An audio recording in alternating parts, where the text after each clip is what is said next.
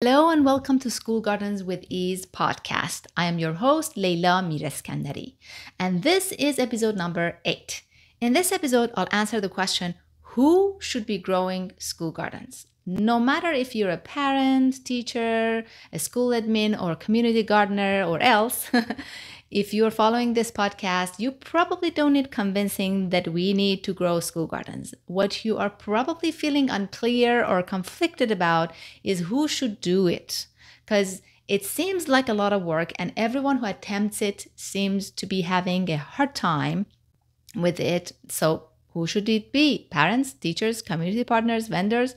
Obviously, there are a million and one ways to go about it, but after well over a decade of dedicating my life to this field of work, I've learned a thing or two along the way, and I've formed my educated opinion about it. I've built countless school gardens, I've studied this, I've researched it, I've been in the trenches doing the work, in parent capacity, community partner capacity, and now educational partner capacity. I've seen obstacles, frustrations, concerns, and burnouts and disappointments, and I want to share my expert opinion about this with you. I should emphasize, though, that I will never stop learning, and I am, if you have a different opinion, I'm all ears and up for constructive debate. I'm always evolving. For example, at the beginning, very beginning in 2013, I strongly believed that growing food should be as important as all the other subjects and hold its own pedagogical space like math, science, and arts do.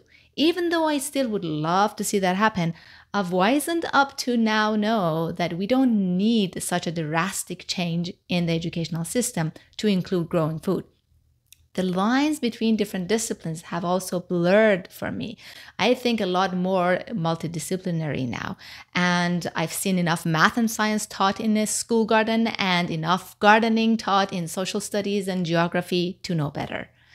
My short answer to who should grow the school garden is, wait for it, the students, not the teachers, not the parents, not the vendors or community gardeners, no one else but the students. School gardens exist for experiential learning, and that means doing the work to learn. Who's doing the learning? The students. So who should be doing the work? The students. But since the students don't know how to do the growing, and that's why we want to teach them, who should be doing the teaching? The teachers. That's my short answer. But let's get into the long answer, because obviously I'm not suggesting to dump the responsibility on the teacher's shoulders and, let them run with it. That's exactly what we've been doing in the past, which results in, unfair exhaustion, frustration, and burnout for the teachers. And those school gardens fail or are abandoned the second season. So we should, of course, support the teachers properly. But let me tell you why it should be the teachers. The fact is, majority of kids go to school. Should it be this way? Should it not be this way? I have my own opinion about it. So does every other person. And that's a discussion for another day. But the facts are the facts. Kids spend most of their days in school learning about, how to read and write and do math and science. They learn all that through the care and efforts of their teachers. These teachers went to school to learn how to do this job. They know how to write lesson plans and execute them, and how to measure learning and how to deepen learning and all that good stuff. And they're good teachers, and there are lousy teachers, of course, just like every other profession, but we've got to remember that this is a profession. As a society, we are trusting them with the important task of educating the next generations. So it's really odd that when it comes to growing school gardens, all of a sudden parents jump in to do it. What do parents know about teaching? Or instead of empowering teachers to do it, we encourage them to go out and bring farmers or community gardeners to do it. I mean, come on, that makes no sense. I'm not a conspiracy fan, but sometimes the solutions are so simple and obvious, and then we do it wrong. It's embarrassing. Do we want to teach this to kids, or do we want to pretend that we care and experiment with every bad idea that comes our way forever and ever? I was one of those parents to jump in to grow school gardens back in 2013. And I started having success as soon as I started working alongside teachers. And the real success happened when I backed out and let the teachers do the teaching. When I say backed out, I don't mean I washed off my hands and, dumped it on the teachers, of course.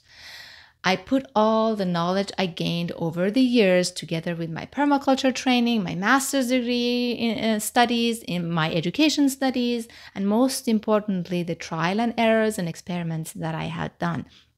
And now I support teachers with my programs because teachers don't know how to grow educational gardens and they do need effective support. But they're the ones who know how to teach and are doing the teaching of everything else. It only makes sense for them to teach this too. Growing food should be integrated with the existing subjects' learning expectations so that time can be spent during class time to grow the garden. If the teachers don't do it, then we have to get it done in extracurricular after school programs. And those have very little impact in terms of scale because they're only accessible to privileged few.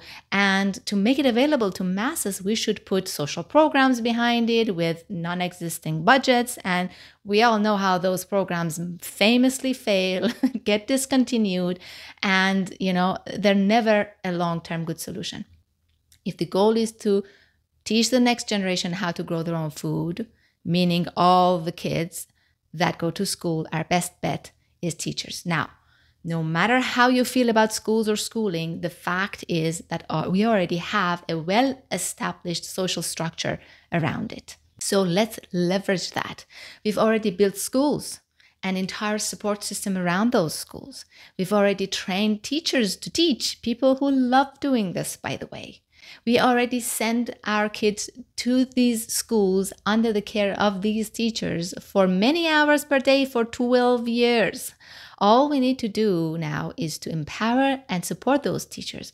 And support has to be done in a way that gives them everything they need in terms of step-by-step curriculum, connected lesson plans and everything.